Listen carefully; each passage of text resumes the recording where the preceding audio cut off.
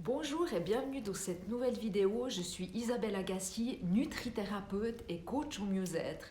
Et ma mission est de vous inspirer à vivre une vie plus équilibrée et à hauteur de vos attentes.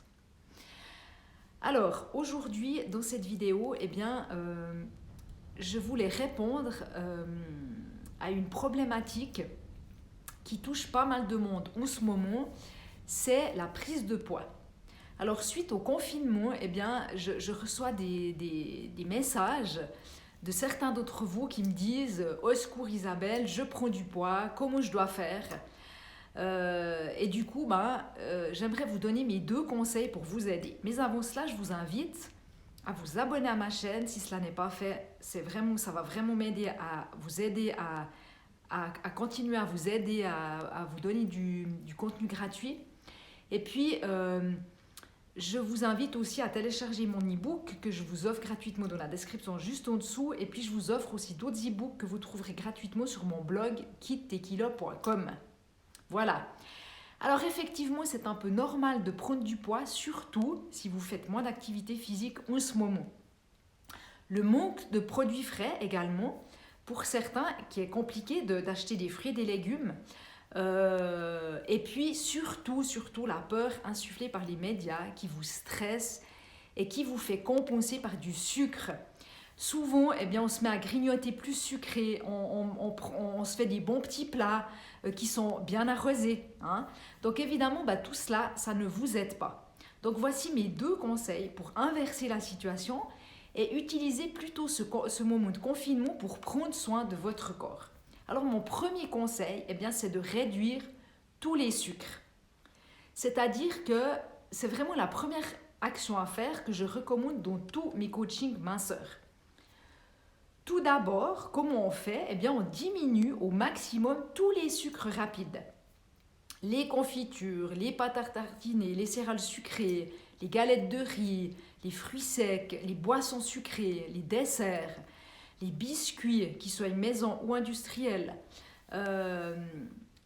Donc, tous ces aliments ont un index glycémique qui est trop haut et qui déséquilibre votre glycémie. Je vous rappelle que plus vous avez de sucre dans le sang et plus vous stockez l'excès sous forme de graisse. Et c'est sous forme de graisse abdominale, donc c'est dans votre ventre, ici. Alors, l'idée, c'est de réduire aussi les sucres longs, comme le pain, les légumineuses, les pâtes, le riz, les pommes de terre. Pourquoi? Parce que leur première fonction, elle est d'apporter de l'énergie à vos muscles sous forme de glycogène.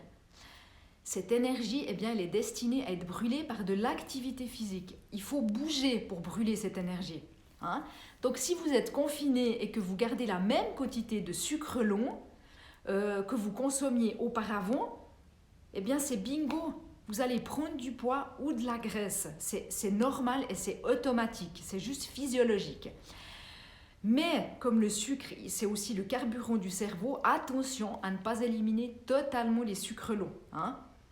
Donc vous pouvez par exemple en consommer un peu le matin pour votre petit déjeuner, un petit peu à midi ou bien pour votre collation. Et surtout, pensez à les choisir complets et bio pour éviter les pesticides. Maintenant, mon deuxième conseil, c'est de faire une détox de printemps. Si on voit le côté positif des choses, il se trouve que cette période de confinement, elle coïncide avec la période idéale pour détoxifier votre corps. Le printemps, c'est donc un super moment pour vous drainer le corps, pour vous débarrasser de toutes ces toxines que vous avez accumulées durant la période d'hiver. Et ça va vous aider à conserver votre poids idéal ou à perdre du poids. Donc vous pouvez faire un focus sur les aliments suivants, les fruits et les légumes, donc les légumes crus et les légumes cuits, les fruits qui sont entiers, donc on les mange toujours à la croque, les jus de légumes que vous pouvez faire avec un extracteur, les céréales complètes et les légumineuses, mais en petites portions, n'oubliez pas, un tout petit peu, un peu de protéines de qualité comme le tofu, les œufs, les viandes blanches et les poissons blancs, les poissons gras, les oléagineux. Et faites une grosse pause pour les aliments qui sont encrassants comme le blé, les laitages, tous les laitages et les produits transformés, les plats préparés, industriels, etc. Vous pouvez compléter votre drainage par des tisanes drainantes et des tisanes qui sont détoxifiantes aussi et qui vont soutenir votre foie.